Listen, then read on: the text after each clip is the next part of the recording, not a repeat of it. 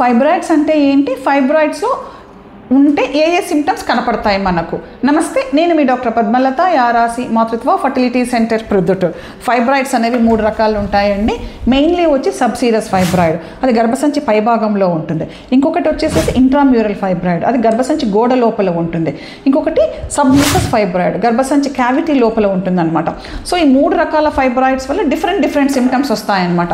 Submucous fibroid అనేది పిల్లలు లేకుండా ఇన్ఫర్టిలిటీతో సఫర్ అయ్యే వాళ్ళకి అది చాలా ఇంపార్టెంట్ అండి. వాళ్ళలో కానీ ఆ ఫైబ్రాయిడ్ ఉందంటే ఖచ్చితంగా మనం రిమూవ్ చేయించుకోవాలి. ఆ సబ్మ్యూకస్ ఫైబ్రాయిడ్ వల్ల మనకు మెన్స్ట్రువల్ ఇర్రెగ్యులారిటీస్, పెయిన్ అబ్డామిను, స్పాటింగు, ఇలా చాలా ప్రాబ్లమ్స్ వస్తాయన్నమాట. అలాగే సబ్సీరస్ ఫైబ్రాయిడ్, దానివల్ల పిల్లల కోసం ఏం పెద్ద ఇబ్బంది కలగకపోవచ్చు, బట్ అది సైజు పెద్దది అయ్యే కొద్దీ ప్రెషర్ సిమ్టమ్స్ వల్ల పక్కన ఆర్గాన్స్ పైన ప్రెషర్ పడి ఆ సిమ్టమ్స్ మనకు కనపడతాయన్నమాట. ఇంట్రామ్యూరల్ ఫైబ్రాయిడ్ కూడా దానివల్ల కూడా మీకు హెవీ బ్లీడింగ్ అవ్వడము, పెయిన్ రావడము, డేట్ వచ్చినప్పుడు ఇవన్నీ కనపడతాయన్నమాట.